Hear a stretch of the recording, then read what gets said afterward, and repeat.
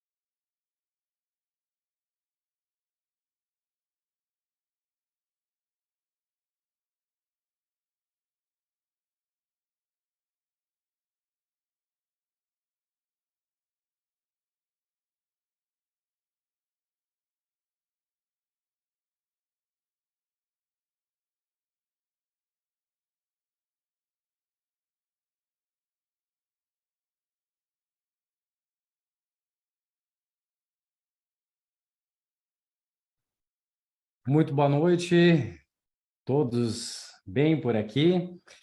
A gente vai fazer um testezinho de som, de vídeo aqui. Quero pedir também que vocês abram as suas câmeras, deem um oi aí para a gente ver se vocês estão nos escutando, se eu consigo ver vocês, se vocês conseguem nos ver aí.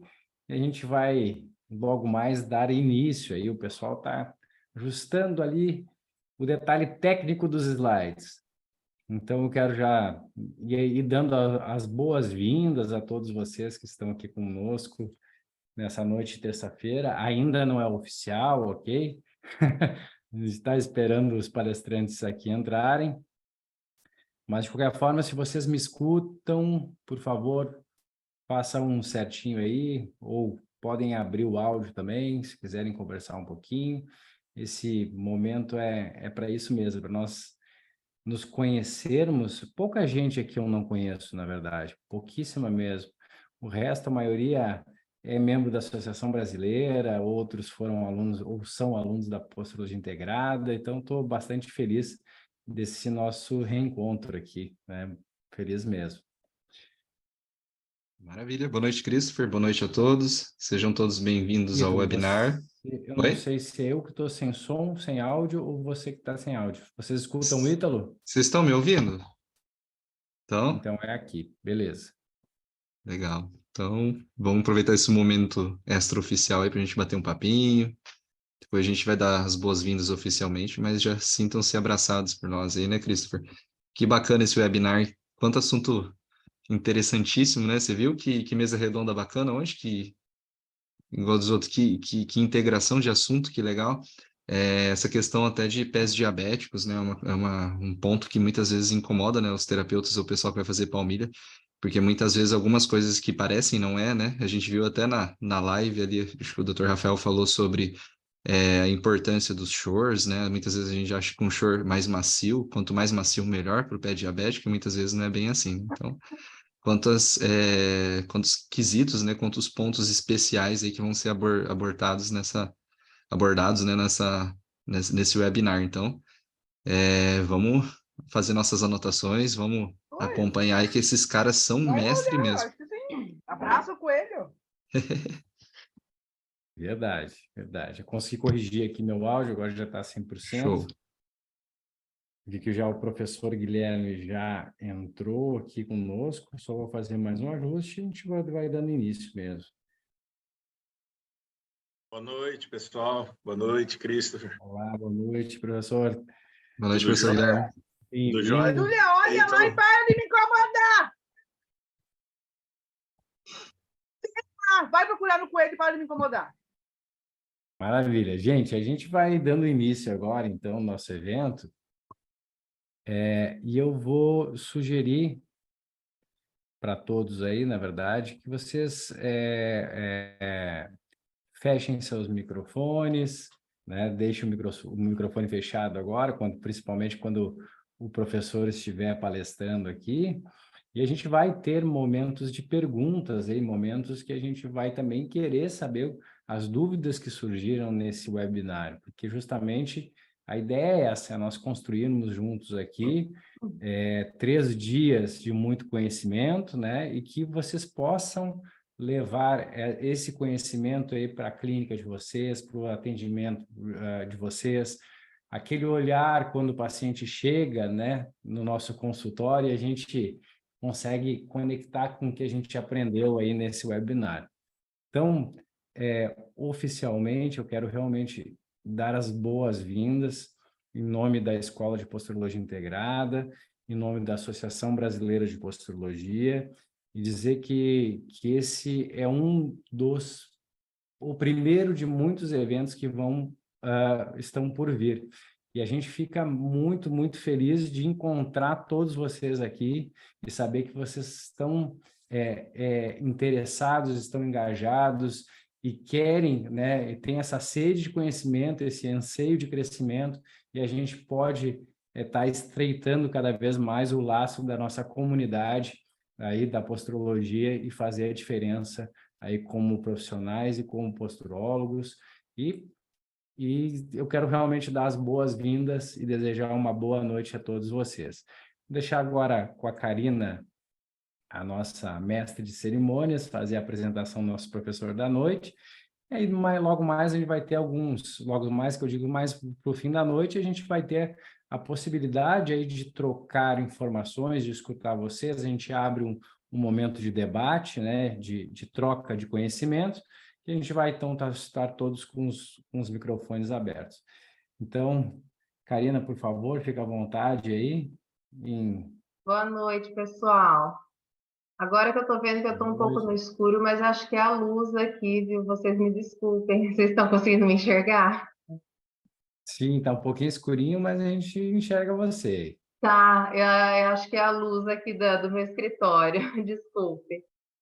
Sim, Bom, boa tranquilo. noite a todos.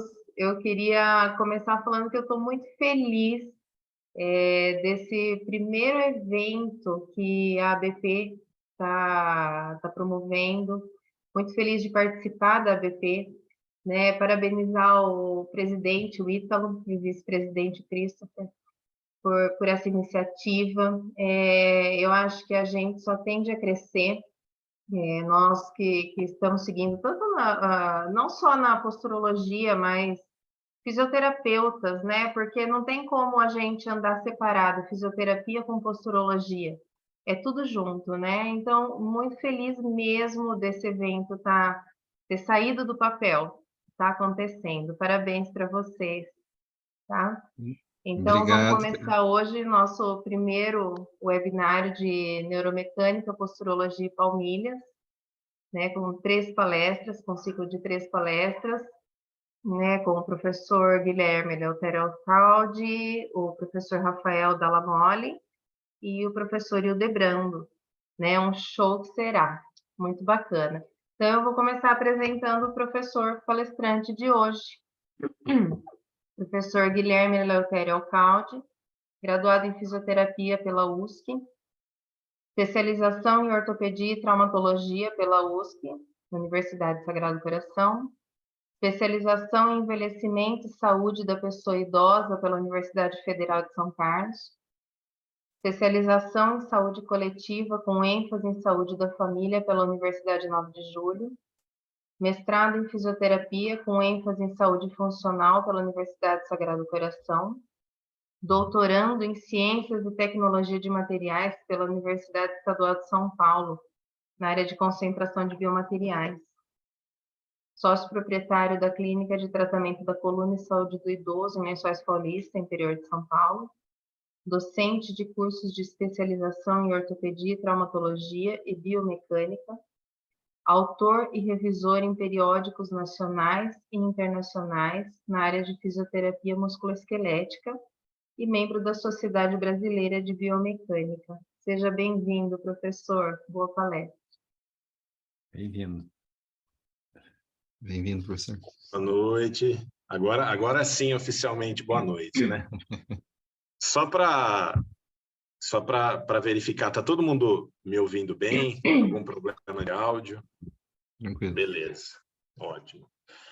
Bom, pessoal, então, antes de eu abrir aqui a minha apresentação, gostaria de agradecer mais uma vez pela oportunidade, né, pelo convite em ministrar essa palestra nesse evento. Eu acredito que é dessa forma que nós, fisioterapeutas, né, conseguimos progredir na nossa profissão. Hoje é uma terça-feira, 8h17, né, 8h18 agora, e a gente está aqui estudando, né, está debatendo fisioterapia no intuito de crescer profissionalmente. Então, agradecer à comissão pelo convite, fico muito feliz pela sugestão do nome, agradecer também a mestre de cerimônias, né, que é esposa, né, não tem como não ter um discurso tão bonito assim, né?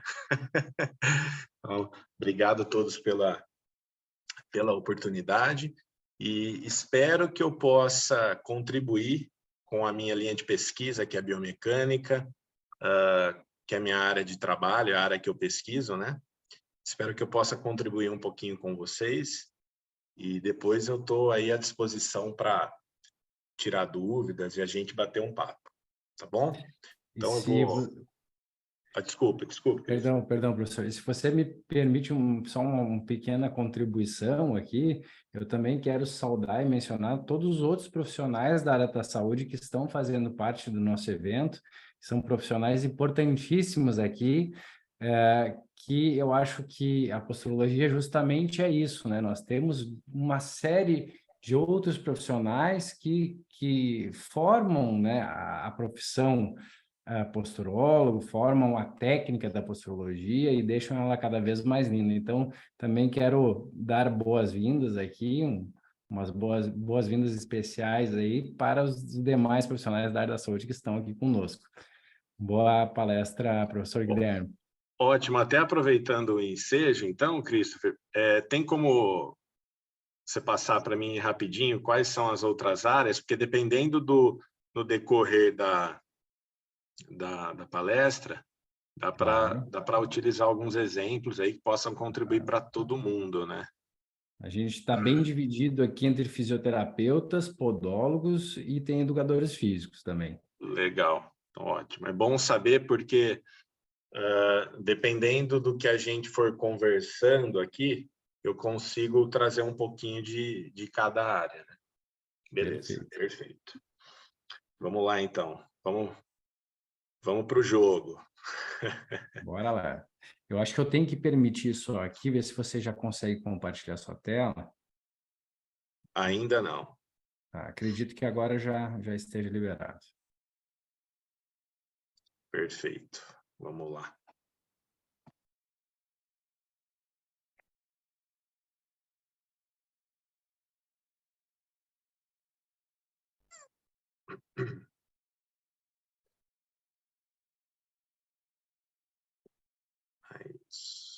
Deixa eu ver se eu consigo. Pronto.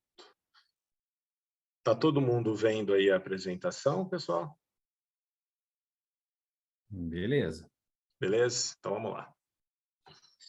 Bom, pessoal, então a gente vai conversar hoje sobre a relação do tronco, né, com o alinhamento dos membros inferiores, né? A ideia aqui é trazer para vocês um pouco como o tronco pode influenciar no alinhamento e na mecânica dos membros inferiores, tá? Eu até sugiro aí para o pessoal, se alguém tirar alguma foto para marcar aí no Instagram, marca Posturologia Integrada, marca também meu perfil, marca o perfil dos professores para que a gente possa contribuir aí, né, difundir um pouco o nosso evento, beleza?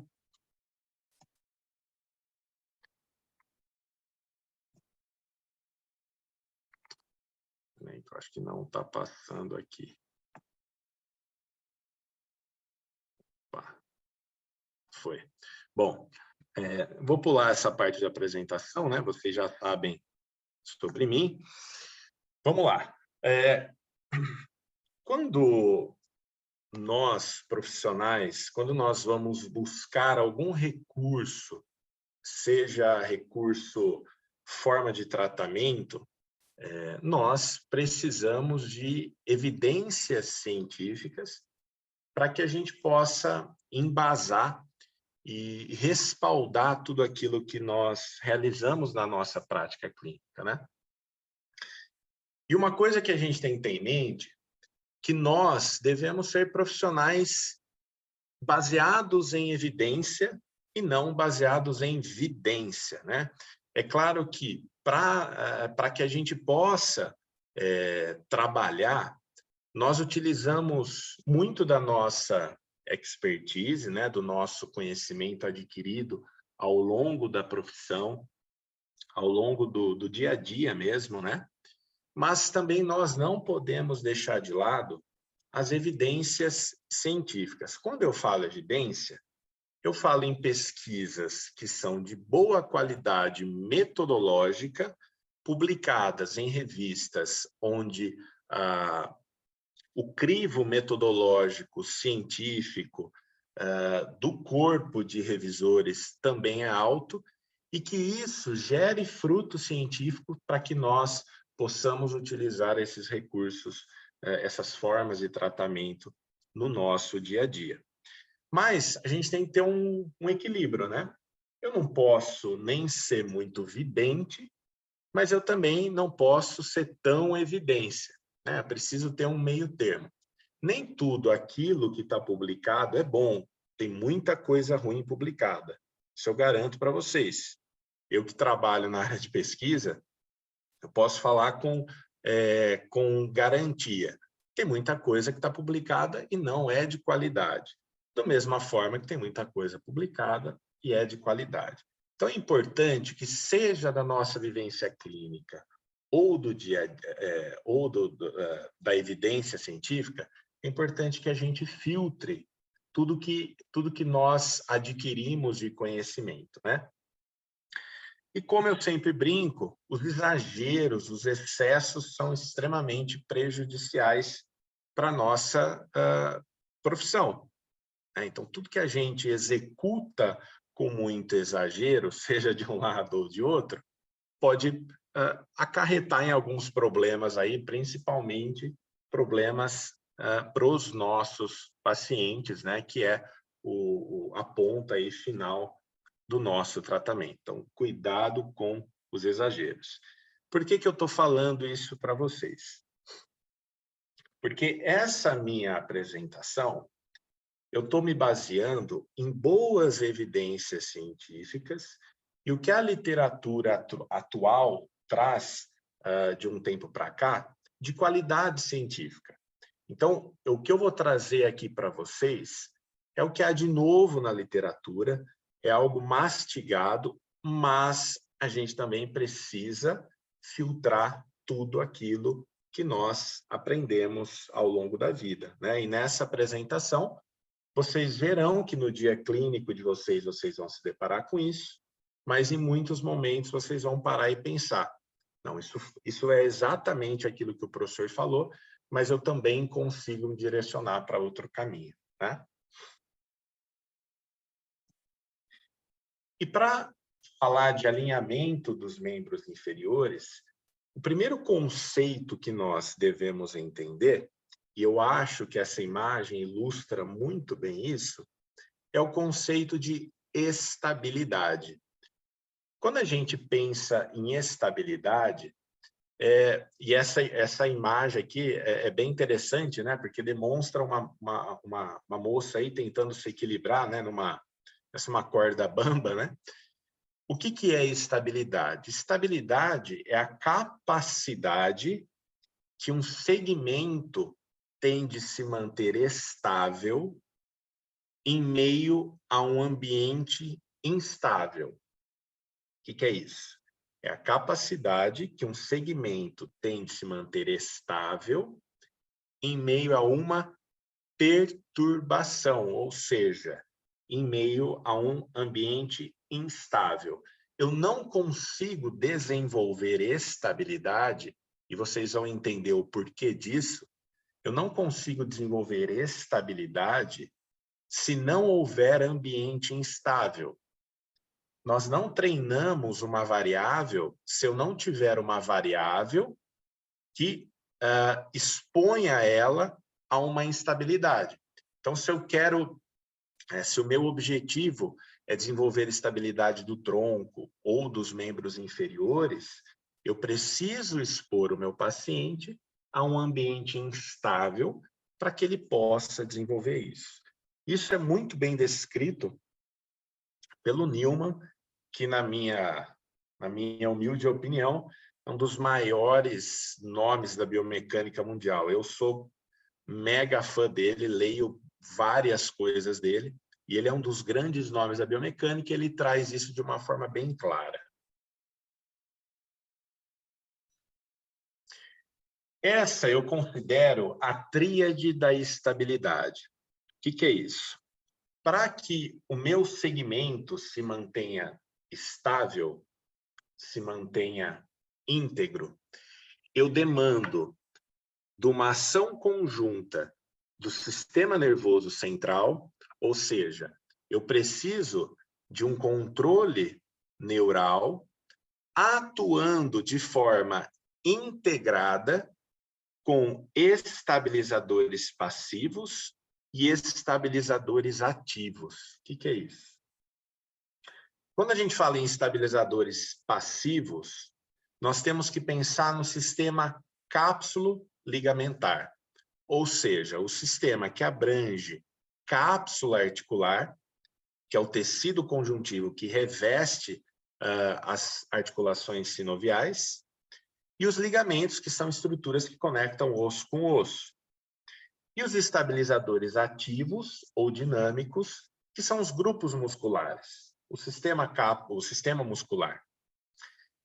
Se por um momento eu não tiver uma ação conjunta, integrada, dessa informação neural proveniente do sistema nervoso central, descendo e caminhando até a periferia ou até o tronco, atuando aí em conjunto com os estabilizadores passivos e os estabilizadores ativos, eu vou gerar instabilidade.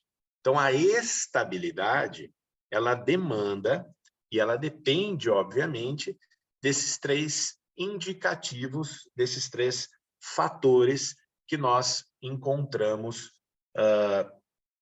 envolvidos aí no aparelho, no sistema músculo-esquelético. Se houver uma deficiência, um atraso na contração muscular, se houver uma lesão ou insuficiência cápsula ligamentar ou neural, o meu segmento ele vai estar instável. Então, eu demando de que esses três elementos estejam trabalhando de forma integrada e conjunta para que haja estabilidade. Tá bom, isso é um conceito bem bonito, né, falando, mas como que isso influencia na minha prática? Nós temos que pensar que quando o membro inferior ele encontra-se desalinhado, toda a relação com o tronco, relações ascendentes, ou seja, de baixo para cima, e descendentes, de cima para baixo, elas acontecem, tá? Isso agora vai ficar um pouco mais fácil aí para vocês entenderem. Só que antes da gente pensar naquilo que é modificável, vamos pensar primeiro na estrutura. Estrutura é modificável? É modificável, só com cirurgia. Eu não mudo estrutura sem cirurgia. Isso não existe. Nós temos algumas medidas que nós utilizamos no dia a dia clínico que coadunam com esses possíveis desalinhamentos dos membros inferiores. Uma medida, a primeira medida, e talvez uma das mais importantes que nós devemos nos atentar, é o ângulo colo-diafisário. O que é o ângulo colo-diafisário? Deixa eu só colocar um ponteiro aqui. O que é o ângulo colo-diafisário? O ângulo colo-diafisário nada mais é que o ângulo formado pelo colo do fêmur e pela diáfise femoral. Então, aqui a gente tem a cabeça femoral, né? O acetábulo, que é onde a cabeça femoral se encaixa, o colo do fêmur, que é o pescoço aqui do fêmur, e o corpo do fêmur, que é a diáfise femoral. O ângulo colo-diafisário é uma medida feita apenas por meio de radiografia. Então, eu não consigo avaliar no meu paciente se eu não fizer um exame de imagem, uma ressonância, uma radiografia, tá? Essa medida, usualmente, nós utilizamos a radiografia para fazer, porque é uma medida mais fácil de utilizar no exame de radiografia, tá? Então, não é exame de raio-x, é radiografia. Isso é uma coisa que eu sempre brinco, falo com os alunos, É errado falar raio-x.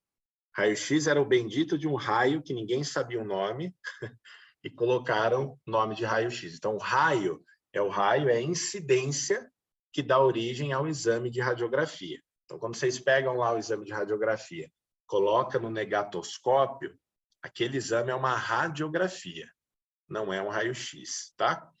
Então, o ângulo diafisário é essa medida entre o colo do fêmur e a diáfise femoral. Existem algumas variações que podem acontecer para essa medida. O ângulo colo diafisário que nós consideramos normal é um ângulo de aproximadamente 125 graus. Um ângulo considerado normal de 125 graus vai manter o membro inferior alinhado, claro que vai ter uma inclinação ali que a gente vai conversar daqui a pouco, mas que nós consideramos fisiológico. Então, fisiológico, tudo aquilo que é normal. Patológico é tudo aquilo que é anormal, tá?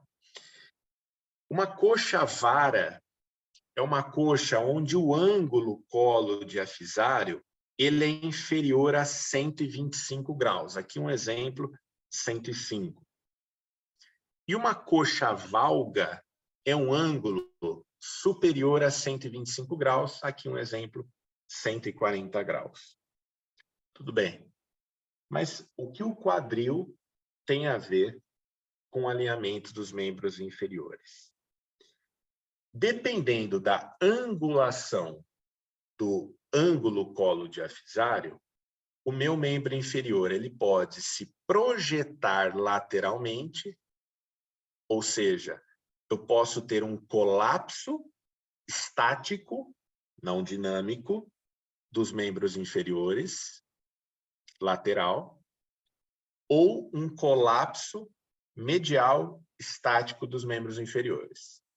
Ou seja, eu posso ter um joelho varo, que é quando o joelho é arqueado, ou um joelho valgo, quando o joelho adquire aquela posição em X, o joelho fica próximo ao outro. Se um paciente apresenta uma coxa vara, ou seja, o ângulo é inferior a 125 graus, a tendência é que o joelho seja valgo, ou seja, um joelho em X, se aproxima um joelho com o outro. O joelho está colapsando medialmente. Esse colapso medial do joelho gera uma sobrecarga no compartimento lateral do joelho. Consequentemente, uma tendência a uma pisada pronada. Uma tendência a uma pisada à margem medial do pé. Então, vejam que uma medida do quadril pode influenciar no membro inferior como um todo. Tudo bem. E clinicamente, esse paciente pode desenvolver alguma coisa diferente? Pode. Ele pode desenvolver uma osteoartrite, uma doença crônico-degenerativa no quadril, de forma precoce, assim como ele pode desenvolver também uma osteoartrite no compartimento lateral do joelho. Porque o equilíbrio mecânico, o equilíbrio estrutural entre os ossos não vai ser harmônico como deveria. Se vocês olharem nessa imagem A, essa linha preta, ela tem um pontinho vermelho aqui e ela está de encontro com outro pontinho vermelho. Nessa imagem, isso não acontece. Ou seja, eu já tenho uma má coaptação entre as estruturas ósseas, uma má coaptação articular. E o mesmo ocorre em uma coxa valga, quando esse ângulo é superior a 125 graus. Indivíduos com coxa valga apresentam tendência a joelho varo, joelho arqueado. O joelho varo desencadeia um aumento na sobrecarga, uma sobrecarga no compartimento medial do joelho. Consequentemente, contrário à coxa vara, uma pisada supinada, ou seja, uma pisada com a margem lateral do pé. E isso da mesma forma pode contribuir para o desenvolvimento de uma osteoartrite no quadril, assim como no compartimento medial do joelho. Então, vejam que antes da gente pensar como os músculos podem influenciar nesse alinhamento, nós não podemos deixar de lado a estrutura. Estrutura é importantíssima. Existem correções que nós jamais conseguiremos fazer. Existem correções que elas só vão acontecer com cirurgia. Outras alterações nós conseguimos minimizar. Outras alterações, que não sejam estruturais, nós conseguimos até modificar. Então, é importante que tenhamos em mente que toda profissão existe uma limitação. Ninguém faz milagre. Nenhuma profissão faz milagre. Nós temos as nossas limitações e nós, profissionais, e aqui em vários, né, fisioterapeutas, profissionais de educação física e podólogos, e outros profissionais que nós temos que ter contato, ortopedista, enfim, nós precisamos conversar, porque chega um momento que o meu trabalho ele estaciona e a gente precisa ter a humildade de entrar em contato com um colega e falar, bom, agora eu acho que você pode me ajudar, né? E assim a gente trabalha em conjunto. Então é importante que a gente tenha esse conhecimento e essa humildade sempre para se conversar, né? E esse ângulo colo-diafisário normal, a coxa normal, né? Em torno aí de 125 graus, obviamente, ele causa um leve colapso medial do joelho, mas é um valgo fisiológico. O que é o valgo fisiológico? O valgo fisiológico é o ângulo Q. O ângulo Q nada mais é que uma medida que nós realizamos usando alguns acidentes ósseos como referência para que a gente possa realizar a medida. Como que eu calculo o ângulo Q num paciente? O ângulo Q, a primeira coisa que eu preciso encontrar é a espinha ilíaca anterosuperior, que é esse acidente ósseo que nós encontramos aqui no ilíaco. O meio da patela, o centro da patela e a tuberosidade da tíbia. O ângulo formado por essas estruturas nós chamamos de ângulo Q. Nas mulheres, esse ângulo ele tem uma tendência a ser maior, e isso é normal, justamente porque a pelve feminina ela é mais larga, mas menor de tamanho, de altura do que a masculina, obviamente, justamente para facilitar a passagem do feto. Então, o ângulo Q nas mulheres tem, em média, 16, 17 graus. O ângulo Q nos homens tem, em média, 13, 14 graus. Claro que isso pode variar um pouquinho. Então, o ângulo Q nas mulheres sempre vai ser maior. Esse é o valgo fisiológico. Todo mundo tem. Agora, essas medidas do ângulo colo-diafisário, elas podem influenciar nesse alinhamento. No caso aqui, essa imagem é até do livro do Newman, ela ilustra aqui um valgo excessivo e um varo, uma perna arqueada. Então, agora vocês já sabem que esse alinhamento ele pode estar relacionado com a medida do ângulo colo-diafisário. Um pouco de valgo, um valgo estático, todos nós temos. É comum isso, tá? Agora, nós precisamos nos atentar às discrepâncias, né? Às medidas excessivas, às alterações excessivas, tanto para mais e para menos, que pode prejudicar esse alinhamento. Então, aqui a gente está pensando do ponto de vista estrutural. Também do ponto de vista estrutural, uma outra medida que pode causar o desalinhamento dos membros inferiores é a torção femoral. O que é a torção femoral? É a torção do fêmur no seu próprio eixo.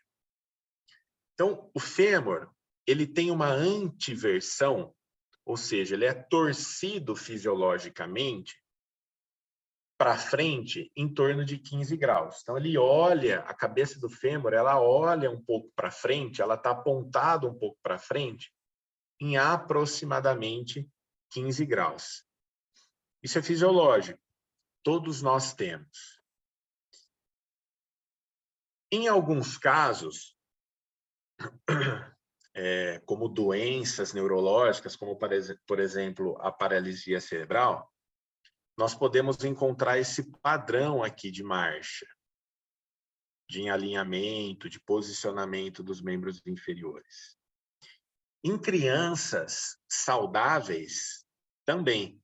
Vocês podem perceber, quem tem filho, quando é pequeno, as crianças têm a tendência a andar nesse padrão. E isso está relacionado lá no quadril. Então, tem muitas mães que ficam preocupadas. Nossa, o que está acontecendo com o joelho do meu filho, com o pezinho do meu filho? O problema deve ser o joelho, o problema deve ser o pezinho. Quando, na verdade, é a estrutura, no seu aspecto proximal, que está alterada e que está levando esse padrão. Crianças nascem com aproximadamente 35 a 40 graus de antiversão femoral. Então, o fêmur está olhando para frente de 35 a 40 graus. Quer dizer, mais ou menos 30 graus a mais do que uma antiversão considerada normal. Só que o que isso pode causar?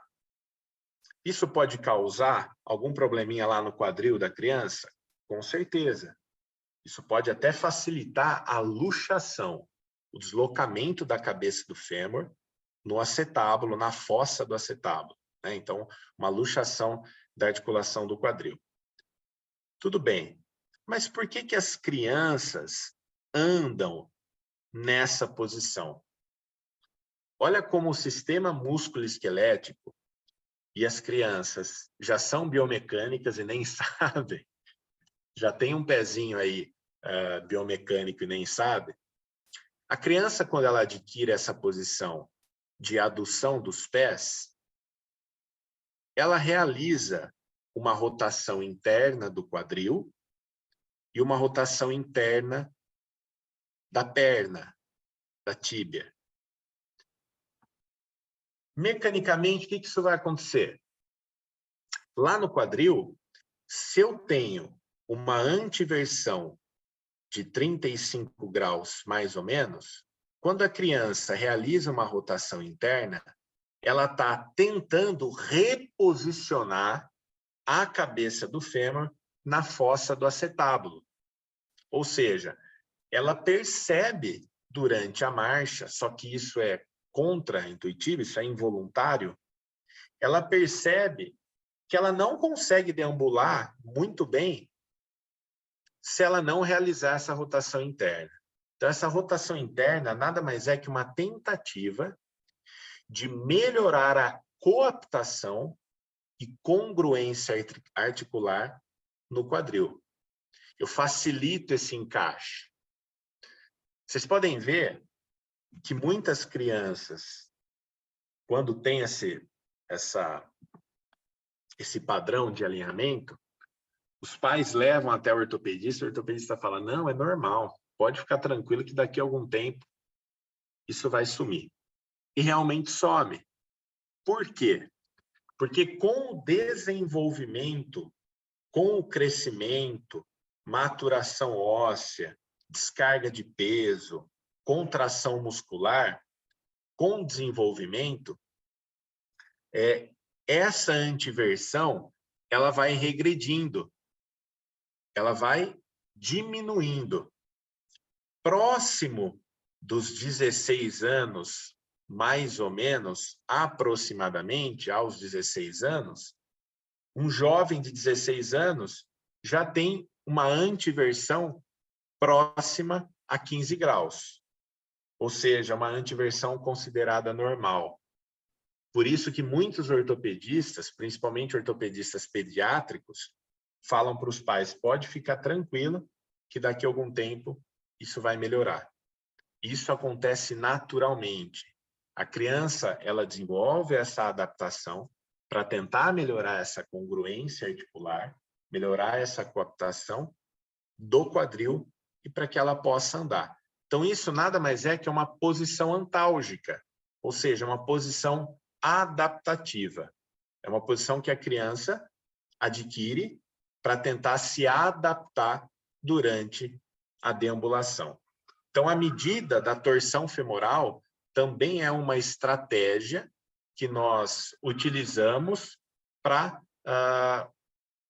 ter a referência, né, de como os membros inferiores podem estar alinhados ou não. Tá? Então, uma outra medida bem bacana para a nossa prática clínica, para o nosso dia a dia clínico. Tudo bem? Só tomar uma aguinha aqui.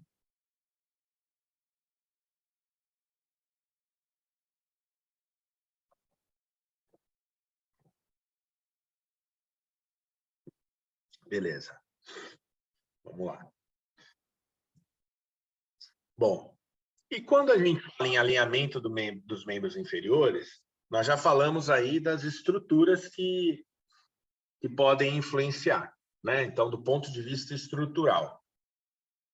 Mas os músculos têm uma importância significativa nesse sentido? Tem e muito. Nós sabemos que o alinhamento dos membros inferiores depende da estabilidade, vocês já sabem o conceito de estabilidade, do core. O que é core em inglês? Core em inglês é centro, núcleo do nosso corpo. Os músculos do core são os músculos do abdômen. São os músculos que são responsáveis por aumentar a pressão abdominal, manter a coluna, principalmente lombar, mais estável. E, claro, isso é integrado também com músculos mais superficiais, responsáveis por movimento, e, consequentemente, o alinhamento dos membros inferiores. Quando nós pensamos em tronco, a gente tem que separar o tronco em dois grandes grupos musculares. Os grupos musculares mais superficiais, que são os músculos responsáveis por movimento, e nisso nós lembramos dos paravertebrais, os músculos que são paralelos à coluna vertebral, de lateral para medial, mais afastado do plano sagital mediano para mais próximo, o ilho costal, dorsal longo e o espinhal. Mas também nós temos os músculos mais profundos. São músculos responsáveis por movimento também, mas a função primária deles é de estabilidade. Quais são eles? Os multífidos, e eles recebem esse nome porque são vários, são músculos que têm origem em processo espinhoso e se inserem em processo transverso da segunda ou terceira vértebra abaixo. Interespinhais, músculos que estão entre os processos espinhosos. Intertransversais, músculos que estão entre os processos transversos. Os rotadores curtos e longos, músculos que saem de processo espinhoso e se inserem em processo transverso da vértebra abaixo. São músculos que estabilizam a coluna. Mas também nós temos os grandes músculos, os paravertebrais, que são responsáveis principalmente por movimento. E os multífidos é um grupo muscular que faz parte do core, desse conjunto de músculos do abdômen que contribui para esse aumento da pressão abdominal e estabilidade do tronco, estabilidade da região lombar. Além dos multífidos, nós temos o diafragma, aqui em cima, os músculos do assoalho pélvico e o transverso abdominal. O transverso abdominal é um músculo que sai lá da fáscia tóraco-lombar e ele se insere na linha alba. É um músculo que ele lembra muito aquelas corpete, né? Eu não lembro como que chama aquilo que as mulheres usavam antigamente, para deixar a cintura fininha. A função do transverso é exatamente comprimir a região abdominal, para tentar manter a coluna mais estável possível. Então, todos esses músculos aqui, os multífidos principalmente, o grupo do assoalho pélvico, diafragma e o transverso abdominal, são músculos que fazem parte do core, do cilindro rígido, tá? E nós chamamos de cilindro rígido porque exatamente lembra um cilindro e que deve ser rígido, deve ser forte o suficiente para manter o tronco estável. Outros músculos influenciam nesse sentido? Vários, mas nós consideramos eles os músculos chaves quando nós pensamos assim. E o Paul Rhodes, que é esse fisioterapeuta, quem assistiu a minha live com o professor Christopher, o Paul Rhodes é um fisioterapeuta australiano que eu admiro demais. Toda semana eu leio alguma coisa dele. O Paul Rhodes, ele é um cara que trabalha muito com estabilidade segmentar, trabalha muito com exercícios para o tronco, e ele estuda a relação que esses exercícios e que essas condutas terapêuticas influenciam para a estabilidade dos membros inferiores e estabilidade dos membros superiores. Vocês já devem ter escutado muito falar sobre isso, como esses músculos podem influenciar nesse alinhamento. Não só no alinhamento dos membros inferiores, mas para outros problemas e outras disfunções ortopédicas, como, por exemplo, uma bem conhecida do nosso dia a dia, a dor lombar. Então, a dor lombar está relacionada com o enfraquecimento desses músculos, quando não existe, claro, um diagnóstico específico, nosológico, né?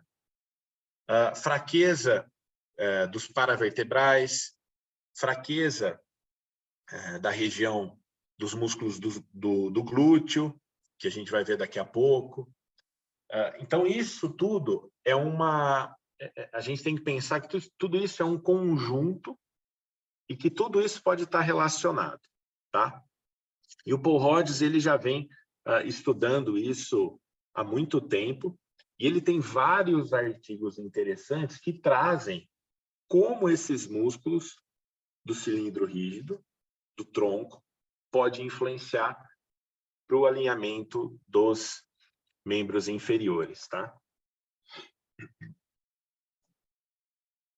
A primeira coisa que a gente tem que entender para falar sobre alinhamento dos membros inferiores, e agora nós já fizemos aí um overview dos músculos do core, mas a primeira coisa que a gente tem que entender, o conceito que a gente tem que entender, é um conceito de biomecânica, acredito que alguns já ouviram falar, e outros provavelmente vai ser a primeira vez que vai ouvir falar disso. É a balança de Pauwels. O que é a balança de Pauwels? A balança de Pauwels é uma teoria que fornece para a gente um conceito. Ou seja, ela diz que para que a minha pelve não caia, para que eu não tenha uma queda, um drop pélvico, os meus músculos abdutores, eles têm que ter a capacidade de levantar 3 vezes o meu peso corporal para que a minha pelve não caia. Então, qual que é o conceito da balança de Pauwels? Equilíbrio é igual braço de alavanca dos músculos abdutores é igual a 3 vezes o peso corporal. O que isso quer dizer, professor? Quer dizer que se eu pesar 60 quilos, os meus músculos têm que ter... No caso, não sou eu 60 quilos, eu sou bem mais que isso. Mas os meus músculos abdutores, eles têm que ter a capacidade de abduzir, de fazer força para levantar 180 quilos para que a minha pelve não desalinhe. Eu não vou pegar a minha senhorinha lá na academia, quem é profissional de educação física que está aqui, eu não vou pegar a senhorinha lá na academia e falar, dona Maria, a senhora pesa quanto? Eu peso 50 quilos. Então vou expor aqui a senhora agora a tentativa da senhora erguer 150 quilos para abduzir a perna, e abduzir o membro inferior. Não, a gente não precisa disso, né? Bom senso, obviamente, né? Mas isso é um conceito que nós precisamos ter em mente para entender como esses músculos podem influenciar no alinhamento dos membros inferiores. Então, repetindo, a balança de Powers nada mais é o braço de alavanca dos músculos abdutores. Eles devem ter a capacidade de abduzir 3 vezes o meu peso para que a minha pelve não desalinhe, para que eu não tenha um drop pelvic, um Trendelenburg, que é um teste que a gente vai ver daqui a pouco. Para vocês terem uma ideia, o glúteo médio, que é o principal músculo abdutor aí do quadril, ele equivale a mais ou menos, tá? 60% do braço de alavanca da abdução. O glúteo mínimo, mais ou menos 35%, e o tensor da face lata, 5%. Então, vejam como o glúteo médio é um músculo extremamente importante para a abdução do quadril. Então, é um músculo que sai ali da face lateral do ilho e ele se insere no trocânter maior. O braço de alavanca da abdução do membro inferior, para o glúteo médio, equivale a 60%. Então, é um músculo que a gente tem que ser alvo aí nos nossos exercícios, para quem realiza conduta com exercício, mas para quem não realiza, a gente precisa conhecer a função desse cara e como isso pode estar lá influenciando. Porque de nada adianta eu ser um fisioterapeuta, ter esse conhecimento, dar alta para o paciente, depois encaminhar esse paciente para um profissional de educação física, e esse paciente ainda, por exemplo, ter dor na região lá dos pés. Claro, ele vai precisar passar por outro especialista, talvez um colega podólogo, para poder entender um pouco mais sobre isso lá na extremidade. A gente tem que fazer essas conexões e, como eu falei anteriormente, comunicar entre nós profissionais, né? A gente precisa ter esse contato entre as profissões. Beleza? E o Powers, em 2003, que é um cara também sensacional na área de biomecânica, o Powers, nesse estudo, ele começou a revolucionar a visão da reabilitação musculoesquelética e da ortopedia. O que o Powers mostrou para a gente? Que indivíduos que apresentam fraqueza desses músculos abdutores, e não só esses músculos abdutores, mas também os pelvitrocantéricos, que são músculos que saem da pelve e se inserem no trocânter menor, no trocânter maior do fêmur, são músculos rotadores laterais do quadril. Esses músculos também, quando estão enfraquecidos, eles podem gerar um desarranjo do membro inferior. Indivíduos que apresentam fraqueza dos músculos abdutores do quadril, principalmente glúteo médio, apresentam essa posição aqui da pelve quando eles se encontram em apoio unipodal. Então, a pelve, ela cai contralateral. Então, quer dizer que é esse lado que está fraco, não é o lado que está caído. O lado que está em apoio é o lado fraco, porque esse lado não tem força suficiente para subir esse outro. Associado a isso, o Powers verificou que os membros inferiores, concomitante a essa queda da pelve, apresentavam adução, rotação interna do fêmur e rotação externa da tíbia e hiperpronação do pé. Se eu apresento adução e rotação interna do fêmur, aí já não é mais esses caras abdutores, são os pelvitrocantéricos, são os rotadores laterais. Se o fêmur está aduzindo e rodando medialmente, quer dizer que os rotadores laterais eles estão fracos o suficiente para deixar com que o meu fêmur aduza e rode medialmente, que eu tenha esse colapso aqui do membro inferior. E olha como a biomecânica é maravilhosa para a nossa vida. Se vocês olharem essa primeira imagem e essa segunda imagem, o que a gente vê de diferente? A queda da pelve, obviamente, mas vocês olham aqui E vocês observam que o tórax, o tronco do paciente, nessa segunda imagem, ele está mais inclinado para o lado direito. Ou seja, ele está se inclinando para o lado que está fraco. O que é isso? É uma tentativa do tronco se manter estável. Nessa posição, a tendência do tronco é cair para cá, mas ele está vindo para cá na tentativa de se manter alinhado. Quem começa a entrar aí? Outros músculos, os paravertebrais e principalmente o quadrado lombar, tentando segurar o tronco. Mas não adianta. Não adianta porque são esses caras aqui do quadril que estão fracos e que estão gerando esse desalinhamento do membro inferior como um todo, tá? E esse é um teste que nós utilizamos para verificar essa fraqueza dos músculos abdutores, que é o teste de Trendelenburg. Nós pedimos para o paciente ficar em pé, isso a gente pode olhar de frente, né, ou de costas. Se o paciente tiver queda contralateral da pelve, quer dizer que o lado que ele está em apoio está fraco. Então, se eu coloquei o paciente em apoio unipodal, como aqui, teve queda contralateral da pelve, quer dizer que esse lado aqui está fraco e ele não consegue manter a pelve suficientemente alinhada para que não tenha queda, tá? Então, a pelve, ela deve se manter alinhada. E é pelve também, tá, pessoal? Outra brincadeira que eu falo, não é bacia. Bacia a gente usa para fazer faxina e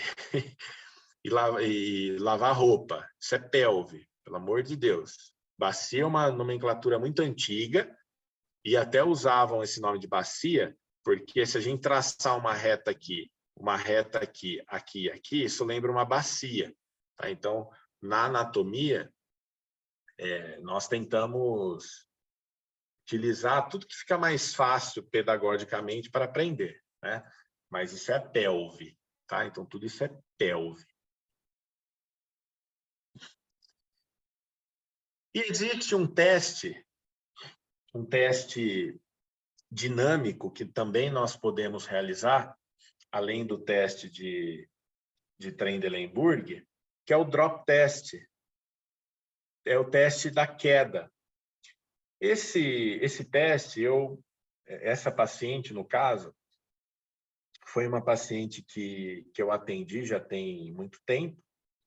Ela me procurou referindo dor anterior no joelho, uma dor patelofemoral, uma sobrecarga entre a patela e o fêmur, né?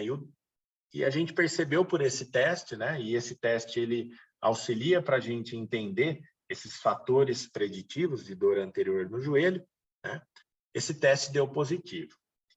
Quando eu apresento esse teste positivo, quer dizer que todos os abdutores, glúteo mínimo, médio, máximo, que também tem fibras que contribuem para a abdução, tensor da face lata, e todos os rotadores laterais, os pelvitrocantéricos, piriforme, obturador interno e externo, gêmeo superior, inferior e quadrado femoral, estão fracos suficientes para que a pelve caia e o membro inferior aduza e rode medialmente.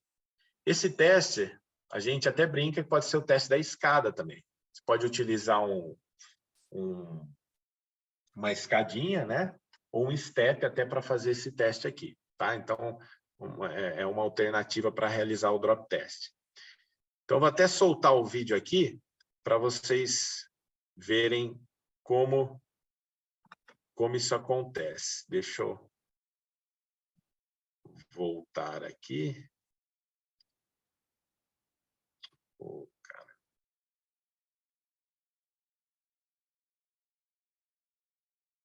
Isso, ó, vou soltar aqui para vocês. Ó, eu peço para ela simular a descida. Olha como o membro inferior dela vai para dentro. Ó, a gente chama isso de colapso medial do membro inferior.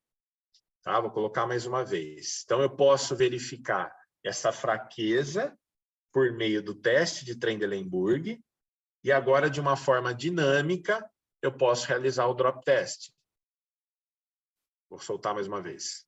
Ó, ela simula a descida, a pelve cai contralateral, o membro inferior aduz e roda medialmente. Olha a posição que ela se encontra nesse teste. Então, a gente percebe aqui que existe uma discrepância muito grande. Eu falei para vocês no começo que existe o joelho valgo. O joelho valgo é quando a gente observa de forma estática que o joelho é em X. Mas também existe o valgo dinâmico. É quando eu tenho essa presença da queda do membro inferior, só que de forma dinâmica. Isso nós chamamos de valgo dinâmico. Existem pessoas que apresentam valgo dinâmico, mas não apresentam valgo estático. E existem quem apresenta valgo estático, mas quando realiza um teste, como o drop test, ele tem um momento abdutor do joelho, abdutor do membro inferior. Ele tem um varo dinâmico. Então, isso é muito complexo. Isso a gente teria que fazer outras palestras até para falar sobre isso. Isso vai muito além do que nós vamos conversar aqui. Existem inúmeras variáveis aí que nós podemos conversar, mas eu trouxe, claro, para vocês aquelas que são mais relevantes clinicamente. E hoje a gente sabe que a literatura tem discutido muito sobre o valgo dinâmico. É claro que, como eu falei no começo, a gente precisa filtrar muita coisa. Nem tudo que está publicado é bom. Só que muitos estudos que tentam serem contrários a essa teoria do valgo dinâmico, eles apresentam alguns vieses metodológicos e a gente acaba, numa leitura mais minuciosa, vendo que realmente o valgo dinâmico ele apresenta mais possibilidades disfuncionais do que a tentativa de mudar essa teoria, tá? E a gente vai ver como esse posicionamento dinâmico do membro inferior influencia para várias lesões.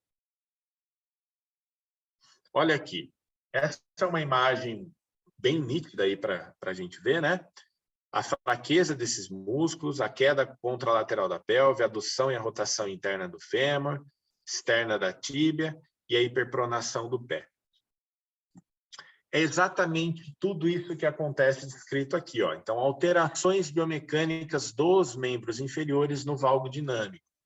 Queda contralateral da pelve, adução e rotação interna do fêmur, rotação externa da tíbia.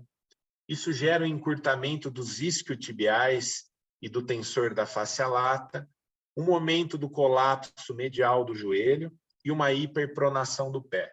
Então, vejam aqui que todos os profissionais que estão presentes nessa aula podem atuar, seja fisioterapeutas, profissionais de educação física e podólogos, tá? Então, todas essas alterações aqui acontecem durante o valgo dinâmico. Mas, pensando em atletas, por exemplo, como isso pode acontecer? Esse é um vídeo, um jogador, Michael Owen, quem gosta de futebol já deve ter ouvido falar desse cara aqui. Ele teve uma lesão decorrente do valgo dinâmico, uma lesão que nós chamamos de tríade infeliz.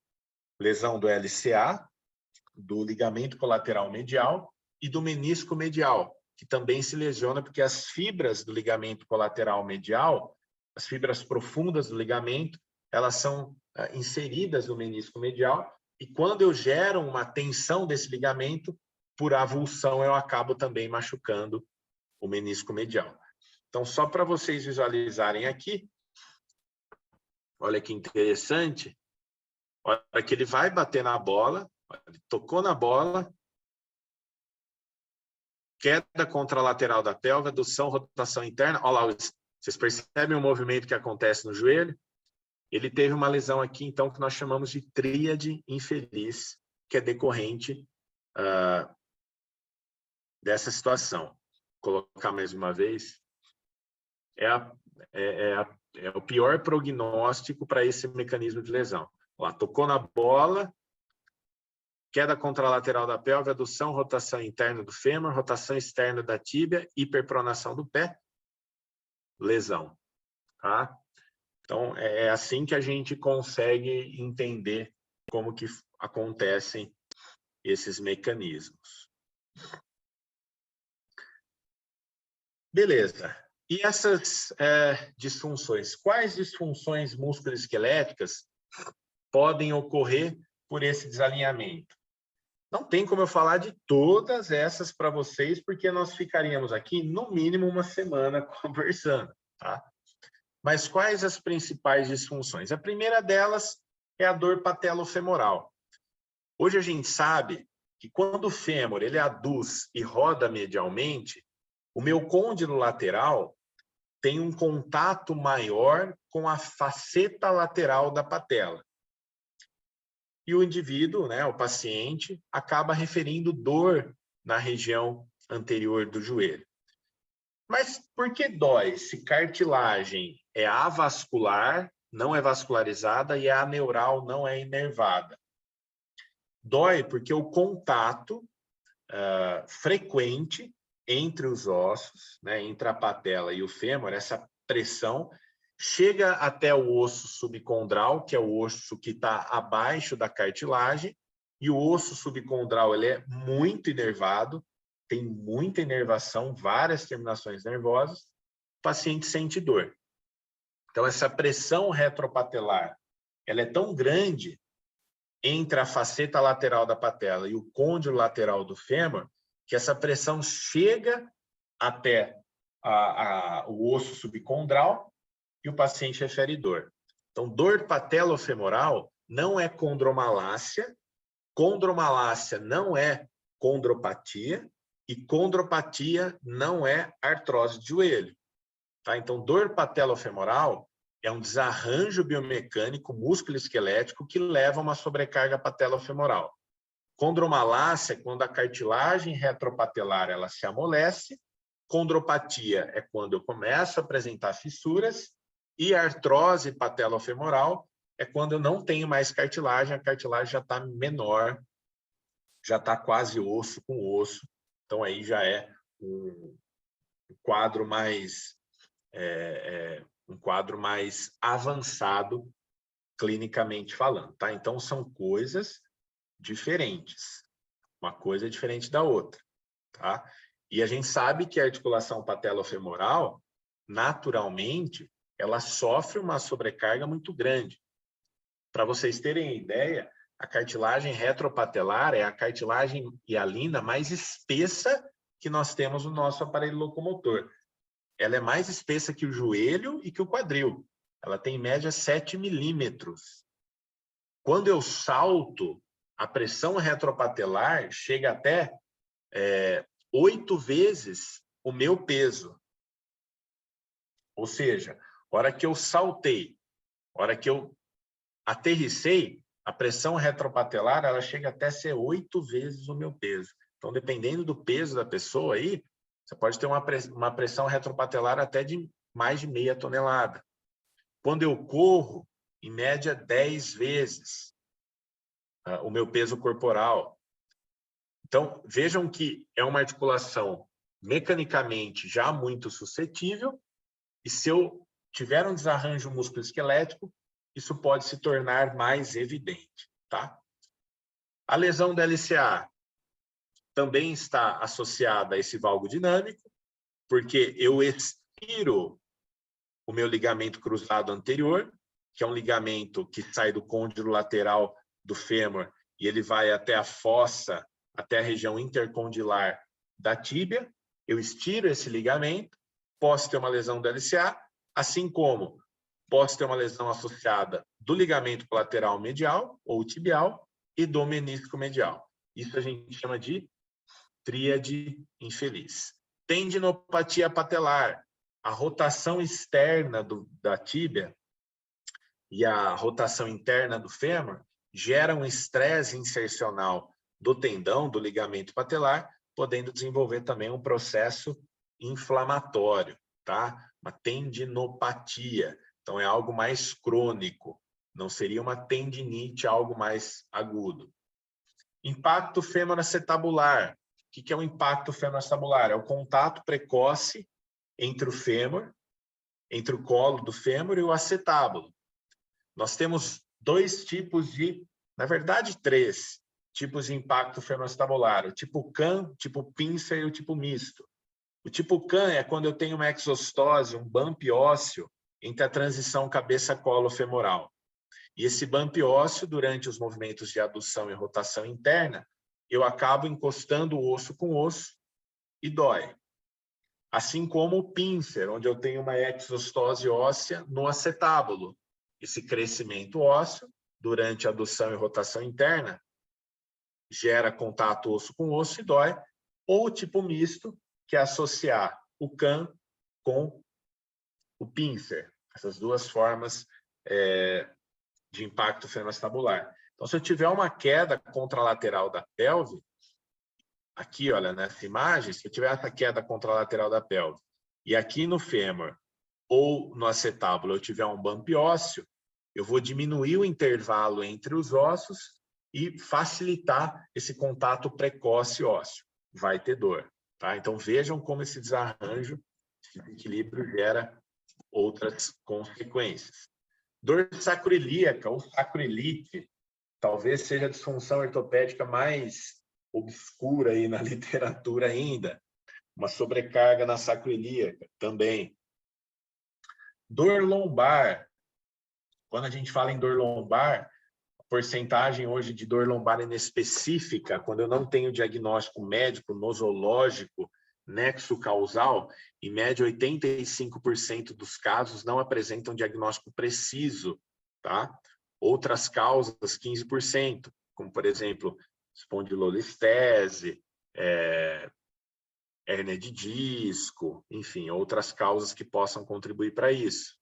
Dor lombar inespecífica, dor mecânica, posso gerar também esse desarranjo mecânico da relação do tronco e, consequentemente, essa sobrecarga na região lombar, tá?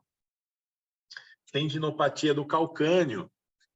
Se eu tenho uma rotação externa da tíbia, da perna, e uma hiperpronação do pé, eu vou gerar um estresse também na inserção do calcâneo, assim como o estresse na fáscia plantar. Então, eu posso desenvolver tanto uma tendinopatia do calcâneo quanto uma fasciite plantar. Vejam que de cima para baixo, eu tenho aí várias disfunções musculoesqueléticas que estão relacionadas com esse desalinhamento. Então, será que esse desalinhamento deve ser desconsiderado do nosso dia a dia clínico? Claro que não. E como o tronco, a estabilidade, a suficiência desses músculos estão diretamente relacionadas com o alinhamento dos membros inferiores, tá? Então, vejam aqui, um resumo aí de várias disfunções que podem contribuir para esse desarranjo musculoesquelético. Beleza, pessoal?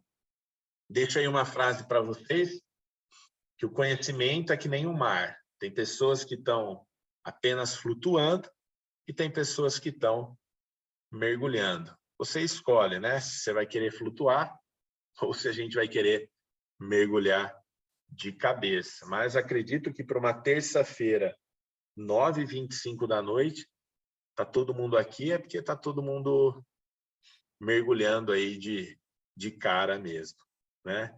Então, gostaria de mais uma vez agradecer a oportunidade de todos. Espero que eu tenha sido didático o suficiente e que eu possa ter contribuído um pouquinho aí para a noite de vocês.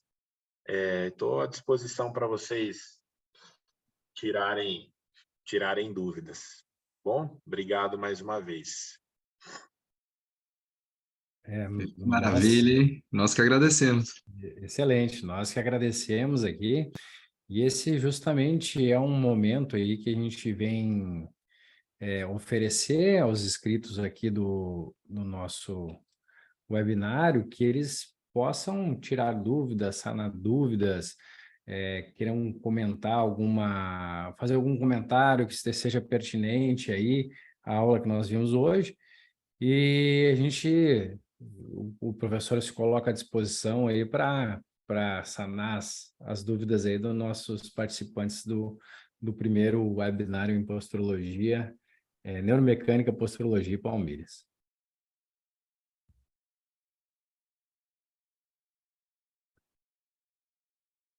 O pessoal quiser, até a gente pede agora que acionem, liguem suas câmeras aí, né?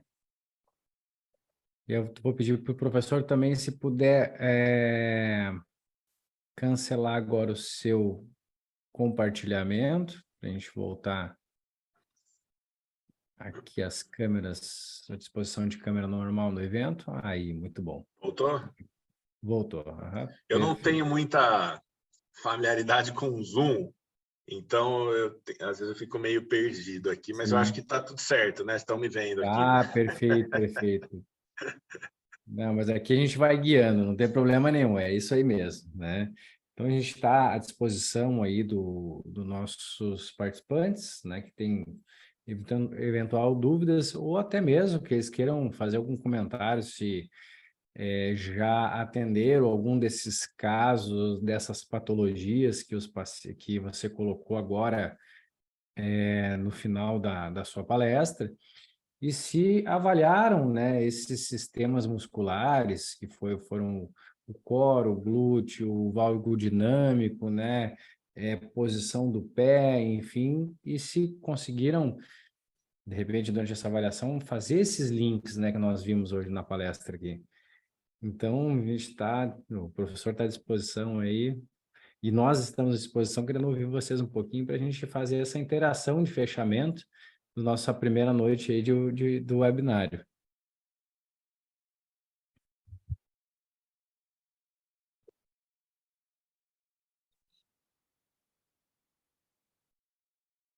Pelo visto, está todo mundo tímido.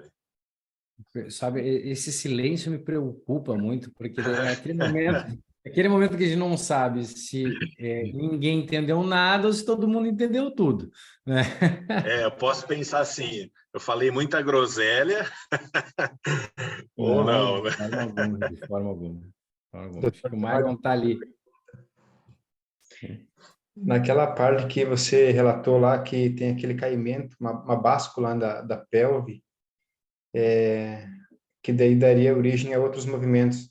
Se puder retornar um pouquinho naquele slide lá e comentar um pouquinho, por gentileza, só para mim dizer o ponto que eu não peguei ali, que eu gostaria que fosse reforçado. Claro, deixa eu voltar aqui.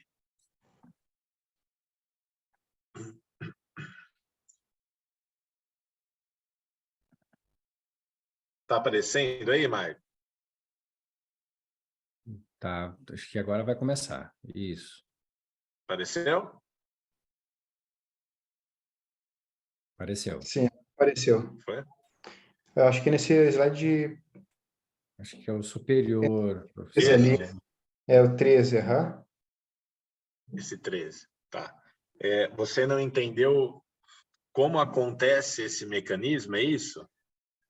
Isso, aham. Entendi que é a parte muscular que perde a força, né, em um lado e acaba causando aquela báscula, né? Isso. E aí ele Esse... de forma descendente ali outras estruturas também. Mas deixa eu tentar lembrar aqui. Aí no caso, ele causa também, a partir da diferença ali no membro, né, no fêmur ali com a pelve, uma diferença também no outro membro do outro lado. Acho que foi mais ou menos essa parte que eu não peguei muito bem. Eu acho que é o mecanismo mesmo, professor, só o mecanismo da pelve, né? O que acontece de um lado, de outro, joelho e pé. Eu acho que, de repente, essa é a dúvida do Michael. Sim, Tá. e aparentemente também ele causa uma outra disfunção no outro membro inferior, né? Na outra perna. Tá. Então, vamos lá. Então, vamos imaginar, o Maicon, a pelve, ela tem que se manter instável. Claro que, durante o nosso dia a dia, quando a gente deambula, nós temos uma queda contralateral da pelve, que é uma queda que a gente considera fisiológica. Então, o que é normal? quando eu ando, cair até 13 graus é normal. Então, a gente considera isso, não considera isso um problema, tá? Para os membros inferiores, tá? Se eu caio mais de 13 graus, essa queda, esse drop da pelve começa a ser prejudicial. Como eu falei a respeito da balança de Powell, o que é a balança de Powell? Os músculos abdutores do quadril, eles têm que ter a capacidade de abduzir 3 vezes o seu peso para que a pelve se mantenha estável. Se eu peso 60 quilos, tá? Longe de mim isso, mas se eu peso 60 quilos, eu preciso conseguir erguer com os músculos abdutores 180 quilos para que a pelve não caia, que é o que acontece aqui. Quando isso acontece, essa queda da pelve, ela está associada à fraqueza desses músculos abdutores, glúteo médio, glúteo mínimo e tensor da face lata. O mais importante deles, a gente acaba falando mais o glúteo médio, porque ele equivale a 60% do braço de alavanca de todos os abdutores. Tem fibras superiores do glúteo máximo que auxiliam na abdução também, mas nós não consideramos ele um abdutor primário, ele é um abdutor secundário. Isso significa, ele auxilia na abdução, né? Se eu tenho a fraqueza, principalmente do glúteo médio, essa queda, a fraqueza do glúteo médio, eu vou ter essa queda da pelve. Essa queda da pelve, quando é associada à adução e rotação interna do fêmur, rotação externa da tíbia e hiperpronação do pé, já não está só associada à fraqueza dos abdutores, mas também à fraqueza de todos os rotadores laterais, que são os músculos que vão sair da região da pelve e se inserir no trocânter maior do fêmur. Se esses músculos não estiverem fortes o suficiente para segurar o membro inferior em rotação externa, para segurar o fêmur em rotação externa, o fêmur ele vai aduzir e rodar internamente. Então, os músculos que contribuem para isso são os rotadores externos. Os abdutores, eles estão associados à queda da pelve, à adução, rotação interna do fêmur, rotação externa da perna e hiperpronação do pé, já são indicativos da fraqueza dos rotadores laterais. Então, uma coisa é a queda da pelve, outra coisa é a queda da pelve associada à adução, rotação interna do fêmur, rotação externa da tíbia e hiperpronação do pé.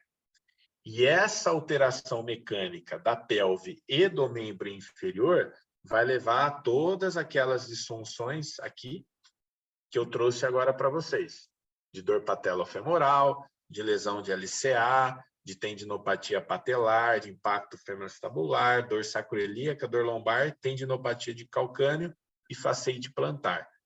Então, uma coisa é a insuficiência dos abdutores, outra coisa é a insuficiência dos abdutores associados aos rotadores laterais. Aí, além de queda da pelve, eu vou ter adução e rotação interna do fêmur. Não sei se eu sanei a sua dúvida, se era isso. Sim, foi muito boa a explicação. E só para massificar, então, nesse slide aí que o senhor colocou agora, o lado que ocorre a báscula, no caso, é o outro lado que é onde tem o músculo enfraquecido, seria isso? O músculo enfraquecido é o lado onde eu tenho apoio. Então, é esse lado. Sim. Todo mundo, na verdade, é bem interessante essa pergunta, porque todo mundo vê a pelve nessa báscula, nessa queda, todo mundo pensa que é o lado que está sem apoio. Mas, na verdade, não, é o lado que está com apoio. O lado que está com apoio, ele deve ser forte o suficiente para segurar o lado que está sem apoio. Se eu não tiver fraqueza dos abdutores desse lado aqui, era para a pelve ficar assim. Se eu tiver fraqueza, a pelve vai ficar assim. Então, é a fraqueza do lado que está em apoio. Então, acaba causando um shift ali, seria isso? Isso, exatamente. É esse volante, essa báscula, né? Que é o drop. Show de bola. Obrigado, doutor. Imagina.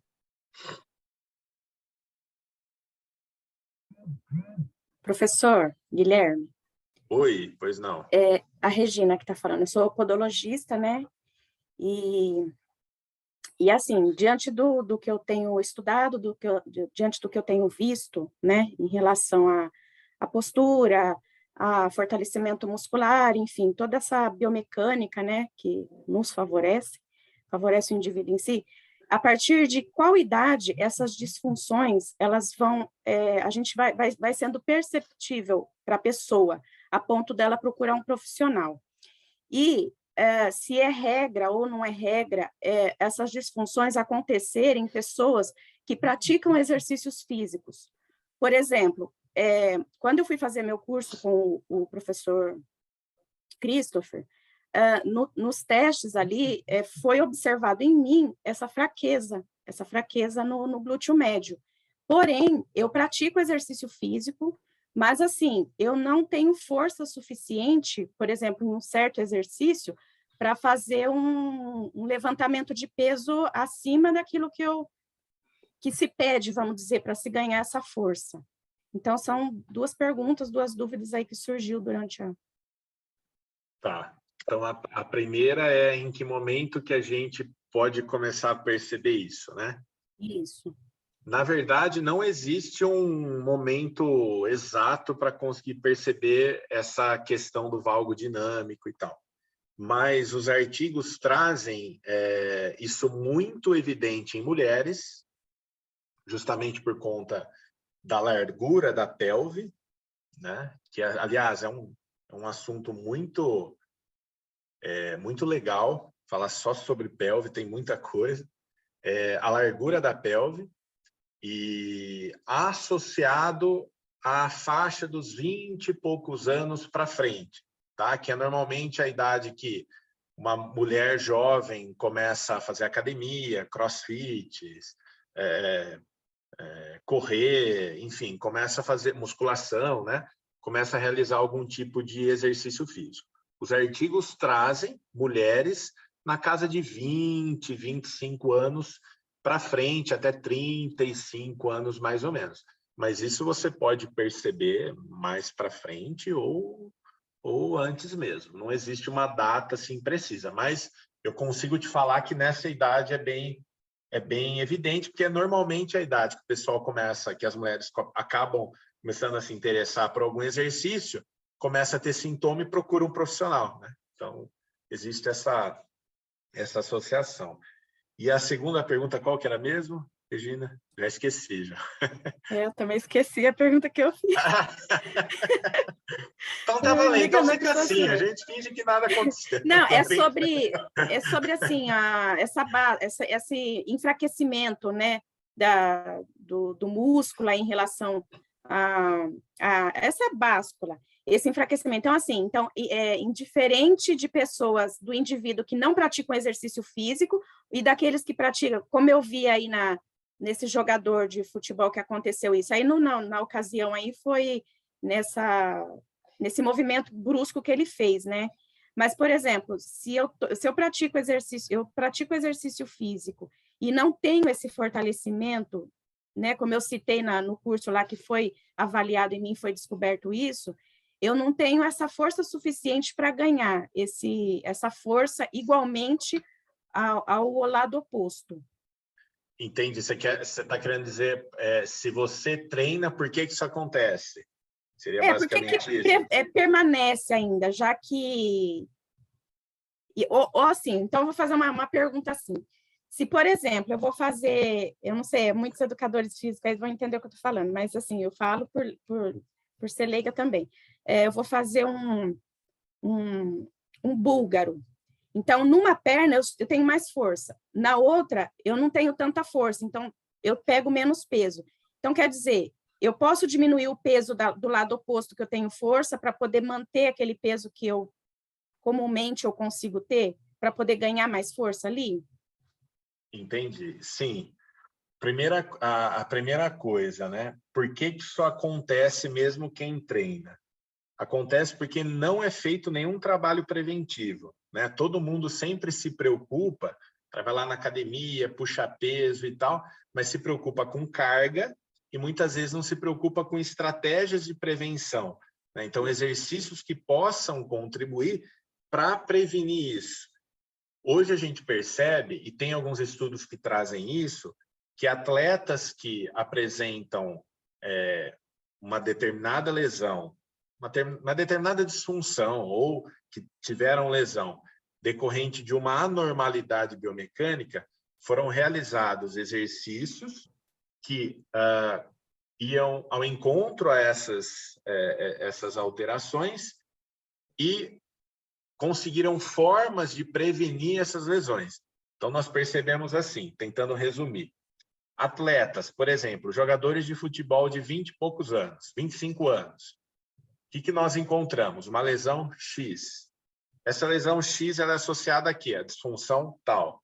De nada adianta realizar vários treinos se nós não realizarmos treinos voltados para essa disfunção. Então, como, por exemplo, o valgo dinâmico, eu preciso trabalhar esses grupos. Não adianta nada eu ficar inventando outras coisas se eu não trabalhar esses grupos para evitar isso, né? Não sei se você entendeu. Eu entendi. E, em relação a essa diferença, quando existe uma diferença, o membro que é mais fraco, o lado que é mais fraco, nós consideramos normal até 10%. Para eu conseguir quantificar isso, eu preciso fazer um teste de força muscular com dinamômetro, um handheld, talvez, um dinamômetro manual. Diferenças superiores a 10%, hoje nós já sabemos que para os membros inferiores são fatores preditivos de lesões. Então, até 10%, normal, aceitável. Mais que 10%, já não é legal. Então, o que eu tenho que fazer? Eu tenho que diminuir peso para o lado que eu puxo mais peso? Não, eu preciso intensificar para o lado que é mais fraco, né? Então, o lado que é mais fraco que precisa se igualar ao lado forte, né? E não o lado forte se igualar ao lado fraco. Eu acho que é mais ou menos isso que você perguntou, né? Eu entendi. Entendeu? É porque mesmo que a gente tenha a consciência corporal que vai trabalhar aquele grupo muscular, mesmo assim eu não consigo, eu vejo essa diferença, inclusive uma perna ser um pouco mais grossa que a outra, então eu vejo essa diferença. E na questão do core também, a gente ter esse fortalecimento aí, né?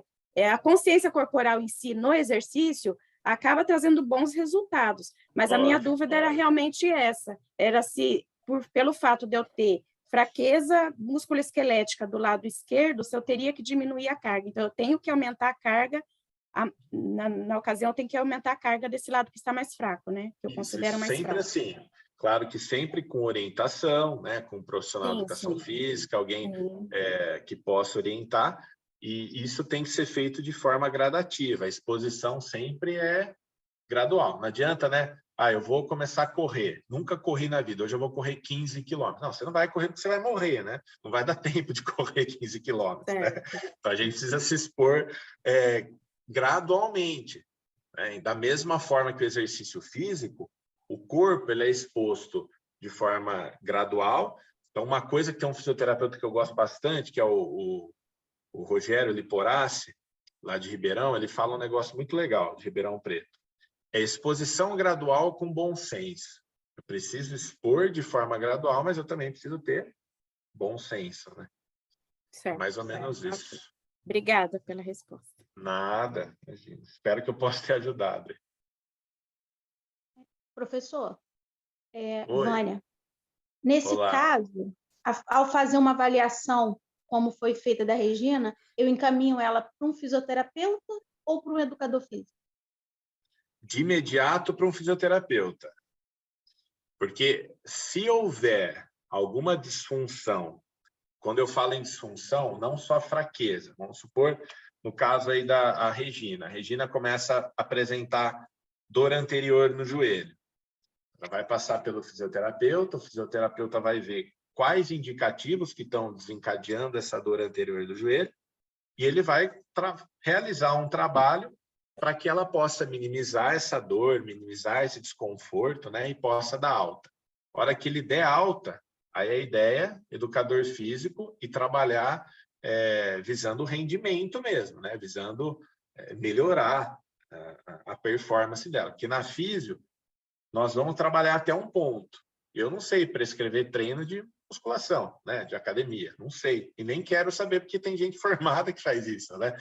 Então, cabe a nós passar para um colega, encaminhar para o colega, bom, agora daqui para frente é você, né? Assim como a gente muitas vezes atende, por exemplo, um corredor. Qual que é o objetivo do corredor? Correr, né? Qual que é o objetivo da dona de casa? Vai ser um objetivo específico. A senhorinha lá em casa pendura roupa, faz a faxina de casa. Então, no nosso trabalho, eu tenho que expor o corredor ao objetivo dele, né? A senhorinha ao objetivo dela. Então, eu já atendi situações onde eu tive, por exemplo, um paciente que tinha uma dor, era uma dor irradiada do nervo esquiático, né? Uma hérnia de disco. Dei alta para ele. Só que se eu falei assim para ele, falei, amigão, se você não der continuidade agora, isso daí há uma grande chance de você voltar a ter dor.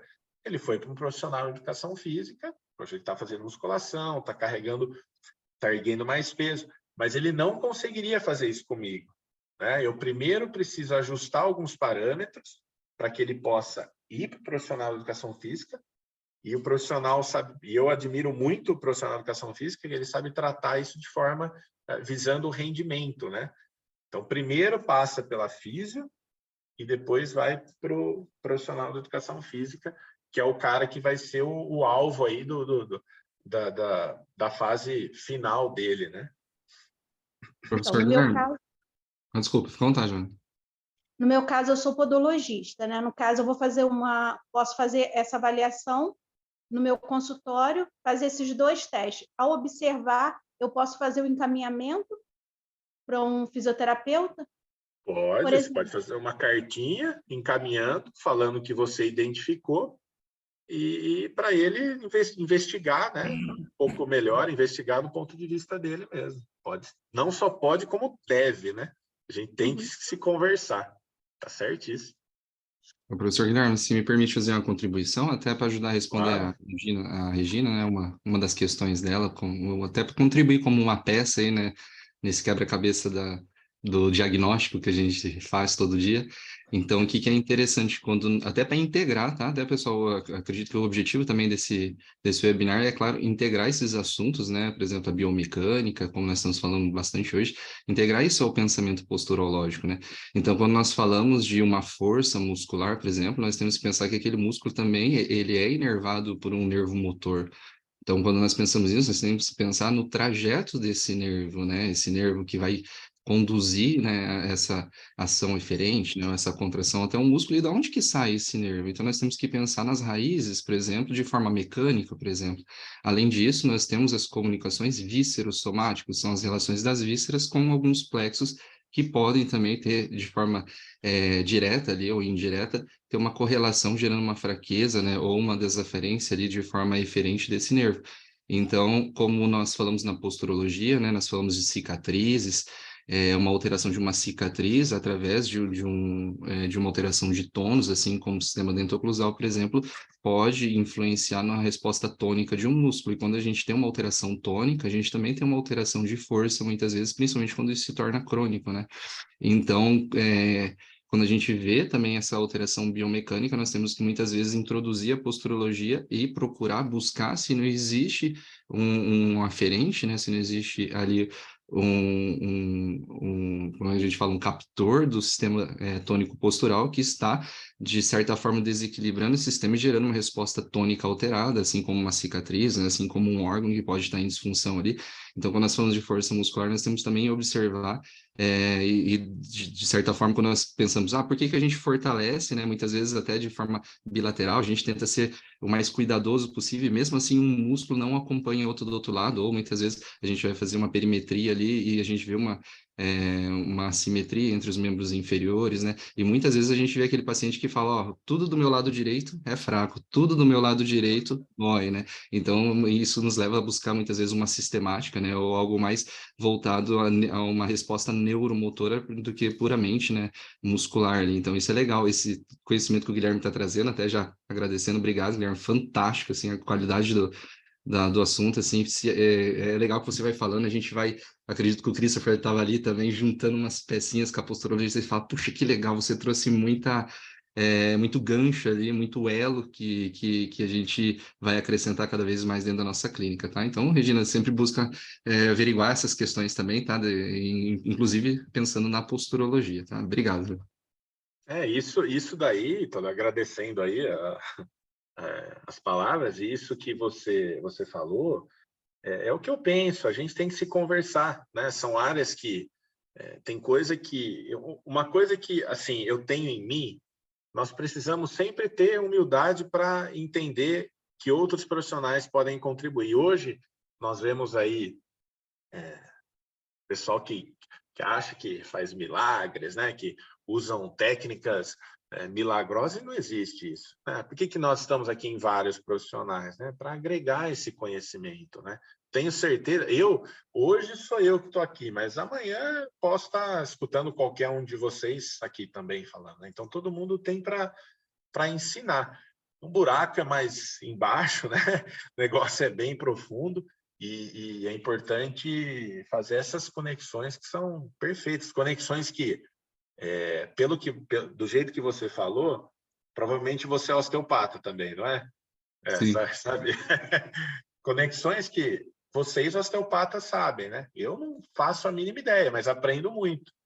A gente aprende com quiro, né? Aprende com outras áreas, e é legal, só vem a somar o nosso crescimento, né? Muito importante isso. E é Bem legal, legal. Guilherme, falando da osteopatia, né, do conceito da filosofia, é muito legal, porque eu e o Christopher, a gente conversa muito sobre isso, o Christopher também é osteopata, então a gente está sempre vendo e fazendo com que a posturologia integrada se torne cada vez mais esse raciocínio integrado e também aprofundado, né? Muitas vezes, quando se fala em posturologia, quando a gente faz, eu particularmente, nos cursos de posturologia que eu fiz, muitas vezes eu vi aquele pensamento, aquele raciocínio, como você falou assim, querendo dar uma aprofundada, mas chegava até um certo limite e não tinha, de repente, uma explicação de algo a mais. Quando a gente vê a formação da posturologia integrada como ela está hoje, a gente vê que a gente traz esse conceito que parece, muitas vezes, até o pessoal fala, olha, parece que tem até uma pitada de osteopatia ali e tudo mais, mas é porque essas duas filosofias, né, esses dois conceitos transpassam nas mesmas vias ali, né? A gente segue o mesmo rumo, porque essa correlação, essa interligação do corpo é fantástica. E a biomecânica, a gente sempre fala, a biomecânica e fisiologia ali, se a gente tiver esses conceitos à ponta das nossas mãos ali, a evolução do paciente é fantástica, né? Então isso é incrível. Obrigado mais uma vez. Imagina. Eu sou um amante da biomecânica, e não tem jeito. Todos nós somos. Pessoal, eu quero reforçar já as palavras de agradecimento do Ítalo.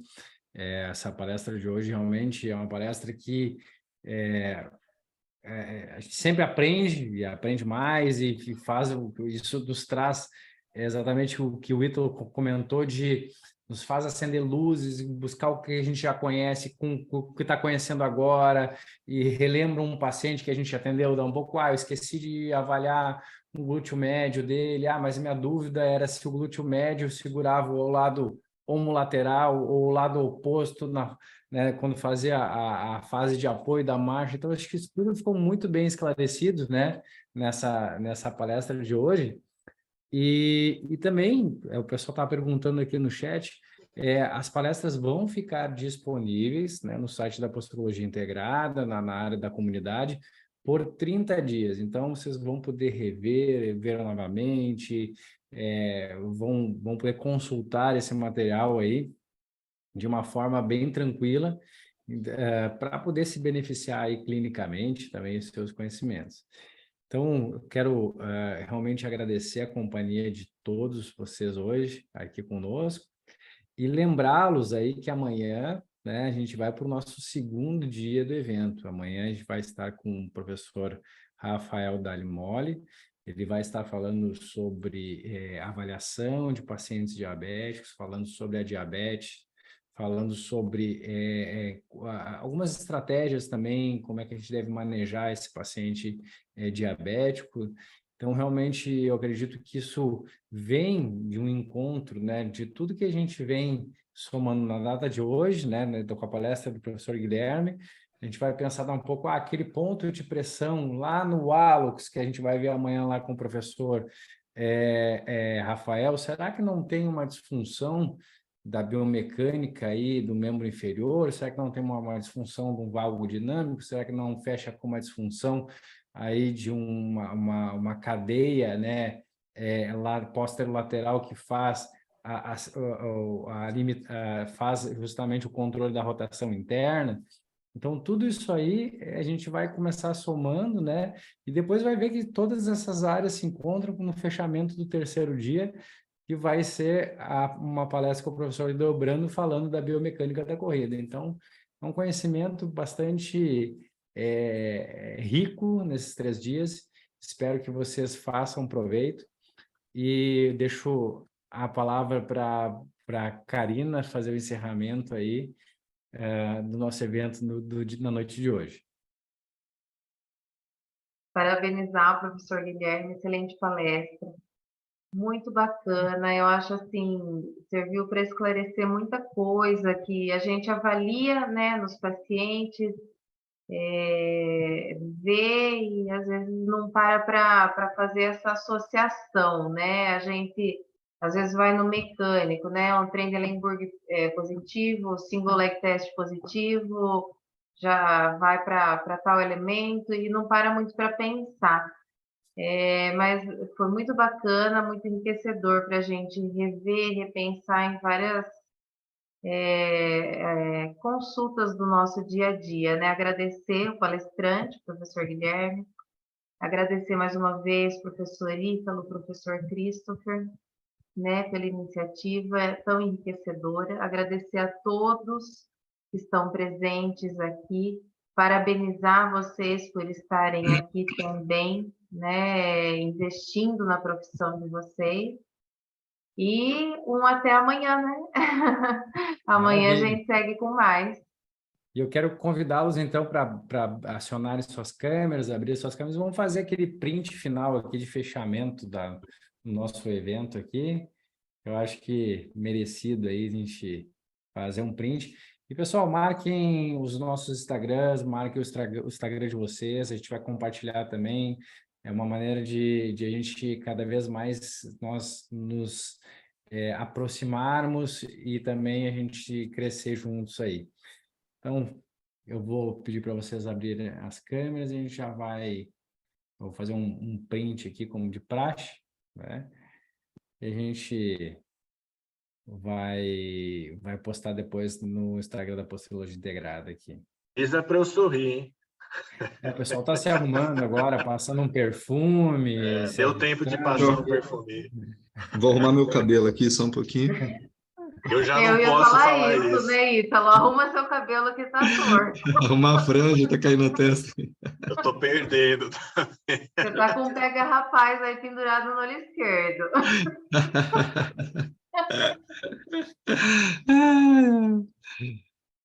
Maravilha, vamos lá então. Bom, todo mundo ativou as câmeras aí. Deixa eu abrir a galeria aqui e vamos lá então. Dando aquele sorrisão aí, todos em 3, 2, 1. Deixa eu ver se deu certo. Vou fazer mais uma aqui para garantir. Aí em 3, 2, 1. Muito bem, gente. Muito obrigado. Fiquem com Deus. Uma boa noite. Amanhã nos encontramos aqui novamente. Valeu. Muito obrigado, tchau. professor. Obrigado, pessoal. Obrigado. Um abraço, Ítalo. Abraço, Até Cristo. amanhã.